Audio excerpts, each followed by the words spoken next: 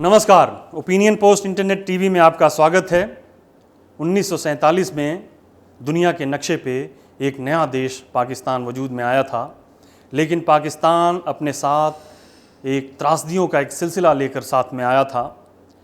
पाकिस्तान के वजूद में आने के बाद होने वाले फ़िरका वाराना फसादात में लाखों लोग मारे गए, लाखों लोग अपने घरों से उजड़ गए, अपने जड़ों से उखड़ गए। इस त्रासदी को अगर किसी ने अपने कलम के जादू से जिंदा जावेद बना दिया है, वो है सादत हसन मंटो। इस मौजू पे मंटो ने ऐसी बेशुमार कहानियाँ लिखी हैं जो आज भी पढ़ने वालों के दिलों को झंझोड़ देती हैं। लेकिन पाकिस्तान की ट्रेजेडी यहीं नहीं रुकी। पाकिस्तान का ईस्ट विंग, जिसे ईस्ट पाकिस्तान कहा जाता है, वो 1971 में अलग मुल्क बन गया बांग्लादेश के नाम से। लेकिन बांग्लादेश मुक्ति संघर्ष में ये एक पक्ष का दावा ये है कि तकरीबन 30 लाख बंगाली मारे गए और दूसरे पक्ष का ये दावा है कि तकरीबन 10 लाख बिहारी मारे गए। बंगालियों में ज़्यादातर मुसलमानों की तादाद थी, उसमें हिंदू भी शामिल थे, लेकिन जो बिहारी मारे गए वो ज़्यादातर मुसलमान थे। पाकिस्तान मुसलमानों के हिफाजत के लिए बना था, लेकिन ये ट्रेजेडी जो है आगे बढ़ती है और कश्मीर का सिलसिला जो है वो शुरू होता है। कश्मीर में आतंकवाद का सिलसिला शुरू होता है पाकिस्तान के टैसिट बैकिंग के थ्रू। पाकिस्तान की ये बैकिंग आज भी जारी है। आज भारत ने एक कदम उठाया है और कश्मीर से 370 की धारा हटा ली है, जिसके नतीजे में पाकिस्तान की तरफ से तरह तरह के बयानात आ रहे हैं। ऐसे में सादत हसन मंटो हमारे सामने फिर आता है ये ख़त के साथ, जो ख़त हम आपको पढ़ के सुनाएंगे। उम्मीद है कि इस ख़त को आप आखिर तक सुनेंगे।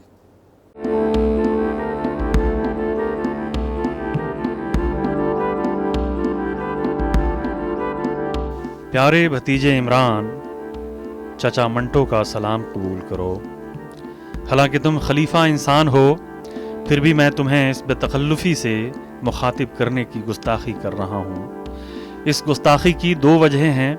पहली वजह ये कि मौत के बाद आदमी निडर हो जाता है, और दूसरी ये कि तुम में मेरे उन भतीजों की शबीह नज़र आती है जिन्होंने मेरी ज़िंदगी में मुझे ख़त लिखे थे। इस गुस्ताखी की सबसे बड़ी वजह यह है कि मैं पाकिस्तान का अपोजिशन लीडर नहीं बल्कि एक कश्मीरी हूँ। तुम समझ रहे हो ना मैं क्या कह रहा हूँ।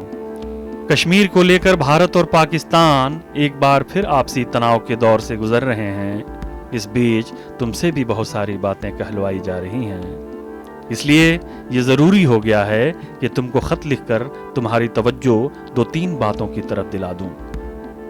वरना मेरा खुदा जानता है कि यह ख़त मैं दिल पर पत्थर रख कर लिख रहा हूँ। तुम अब पूछ सकते हो कि ऐसा मैं क्यों कह रहा हूँ। दरअसल अंकल शैम, जवाहरलाल नेहरू और दूसरे हिंदुस्तानी और पाकिस्तानी लीडरों को कई ख़त लिखने के बाद भी जब जवाब नहीं आया तो मैंने ठान लिया था कि अब किसी लीडर को ख़त नहीं लिखूंगा।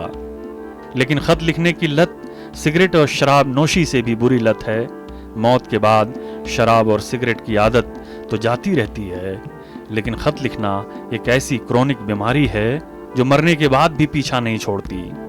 जो लोग उर्दू और हिंदी लिटरेचर से थोड़ी बहुत भी दिलचस्पी रखते हैं, उन्हें मालूम होगा कि मैं किस शौक़ और जतन से ख़त लिखता था। तुम इस ख़त के मुखातिब इसलिए भी हो कि तुम कायदे आज़म के बाद पहले लीडर हो जो पाकिस्तान जन्नत निशान को, मुल्क खुदादाद को एक मिसाली रियासत बनाने पर आमादा हो। मैं इस बात से बाखबर हूँ कि पाकिस्तानी समाज के एंचर पैंचर हिल चुके हैं। मुझे खुशी है कि तुम उसे मदीना के समाज के तर्ज पर दोबारा खड़ा करने का हौसला रखते हो। मेरे प्यारे भतीजे, मैं ये ख़त तुम्हें आलम बरज़ख से लिख रहा हूँ। चूँकि तुम मदीना, इस्लाम, मुसलमान और कुरान हदीस की बातें कर रहे हो, इसलिए मैं उम्मीद करता हूँ कि आलम बरज़ख तुम्हारे सर के ऊपर से नहीं गुजरा होगा। चूँकि मेरा मकसद तुम्हें किसी इम्तहान में डालना नहीं है, लिहाजा यह बताता चलूँ कि शामी मज़ाहिब यानी जुडाइज़म, क्रिश्चियनिटी और इस्लाम में आलम बरज़ख जन्नत और दोज़ख के बीच की ऐसी जगह को कहते हैं जहाँ दुनिया भर के कन्फ्यूज्ड लोग मरने के बाद पहुँच जाते हैं या पहुँचा दिए जाते हैं। दूसरे लफ्ज़ों में कहें तो यहाँ ऐसे लोग रहते हैं जो अपनी ज़िंदगियाँ हाँ اور نا کے درمیان لٹکے رہنے میں گزار دیتے ہیں۔ چلو تمہارا کام اور آسان کیے دیتا ہوں۔ انگریزی میں اس جگہ کو لمبو کہتے ہیں۔ پیارے بھتیجے، میرے کئی ملنے والوں نے یہ کہتے ہوئے مجھے مبارکباد دی کہ پاکستان کی اکانومی بھی لمبو میں پہنچ گئی ہے۔ اگر یہ جھوٹ بھی ہے تب بھی تم نے اچھا کیا کہ اپنا انتخابی وعدہ توڑ دیا۔ بھلا وہ لیڈر ہی کیسا جو اپنا وعدہ یاد رکھے۔ جو لوگ تمہیں یاد دلا رہے ہیں کہ تم نے کہا تھا کہ قرض کے لیے ہاتھ پھیلانے سے پاکستان کی بے عزتی ہوتی ہے، وہ بھول جاتے ہیں کہ IMF، سعودی عرب، امریکہ پر ہمارا حق ہے، جسے ہم وقتاً فوقتاً وصول کرتے رہتے ہیں۔ ان سے قرض مانگنے میں بھلا کیسی بے عزتی؟ تمہیں شاید معلوم نہ ہو، میں نے بھی انکل سیم کو خط لکھ کر 1 عدد ایٹم بم کی فرمائش کی تھی۔ میرے بار بار کے تقاضے کے باوجود ایٹم بم نہیں ملا تھا، پھر بھی مجھے کوئی شرم نہیں آئی تھی۔ اگر تمہاری فریاد بھی دیواریں امریکہ سے ٹکرا کر واپس آ جائے تو مایوس مت ہونا۔ جس طرح پاکستان نے ادھر ادھر سے جگاڑ کر کے ایٹم بم بنا لیا، ویسے ہی پیسے کا بھی بندوبست کر لے گا۔ آخر FATF پاکستان کے پیچھے کیوں پڑا ہوا ہے؟ انہیں معلوم ہو گیا ہے کہ پاکستان کو پیسے کہاں سے آتے ہیں اور کہاں کو جاتے ہیں۔ یوں تو اخباروں میں کافی ہو ہلہ مچا ہوا ہے کہ پاکستان میں عوامی لیڈروں کو گرفتار کیا جا رہا ہے، ان کے ساتھ برا سلوک کیا جا رہا ہے، لیکن مجھے یہ سن کر دلی مسرت ہوئی کہ تمہاری حکومت نے اپوزیشن لیڈروں کو ایک ایک کر کے قید خانے کی کال کوٹری میں ڈال دیا ہے۔ انہیں اندر ہی رہنا چاہیے۔ صرف پاکستان ہی نہیں، میری ناچیز رائے میں تو ہر جمہوری ملک میں قانون پاس کیا جانا چاہیے کہ جو بھی اپوزیشن لیڈر سرکار سے سوال کرے، اس کے وعدے یاد دلائے، عوام کے تئیں اس کی ذمہ داریوں کی یاد دہانی کرائے، اسے کالا پانی بھیج دیا جانا چاہیے۔ دراصل یہ ایسے جراثیم ہیں جو اپوزیشن میں آنے کے بعد ہی حرکت میں آتے ہیں، سرکار کو سکون سے سونے نہیں دیتے، ہمیشہ کوہنی مارتے رہتے ہیں۔ تمہیں معلوم ہے کہ میری بے باک کہانیاں نئے پاکستان کے لیے اتنی خطرناک قرار دی گئی تھیں کہ ایک جج صاحب مجھے جیل بھیجتے بھیجتے رہ گئے تھے۔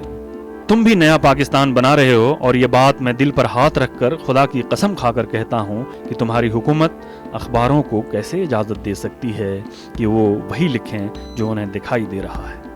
کوئی دنیا کو کیسے بتا سکتا ہے کہ پاکستان کی مقدس آرمی نے بلوچستان میں لوگوں کو ہیلی کاپٹر سے نیچے پھینک کر موت کی سزائیں دی ہیں؟ کوئی کیسے لکھ سکتا ہے کہ بلوچستان میں آرمی کی حراست سے سینکڑوں لوگ ایسے غائب ہوئے کہ ان کا کوئی اتا پتہ نہیں ہے؟ ان کے گھر والے ان کی تصویریں لے کر ناحق ادھر ادھر ناک رگڑ رہے ہیں اور الگ الگ دیواروں سے اپنا سر ٹکرا رہے ہیں۔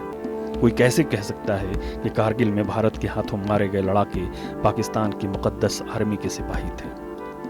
کسی کو کیسے اجازت دی جا سکتی ہے کہ وہ کہے کہ ہندوستان نے بالا کوٹ میں ٹارگٹ ہٹ کر دیا تھا؟ میرے ایک بے خوف بھتیجے نے لکھا ہے کہ جب بھی پاکستان کی آرمی کسی شخص کو اپنی حفاظت میں لیتی ہے، اپنے امان میں لیتی ہے، وہ شخص اپنی وصیت بنوانا شروع کر دیتا ہے۔ سنا ہے تم الیکٹڈ نہیں بلکہ سلیکٹڈ PM ہو۔ جو لوگ یہ الزام لگا رہے ہیں انہیں معلوم ہے کہ پاکستان میں سلیکٹڈ کا مطلب کیا ہوتا ہے۔ بھائی اللہ تمہیں اپنی امان میں رکھے۔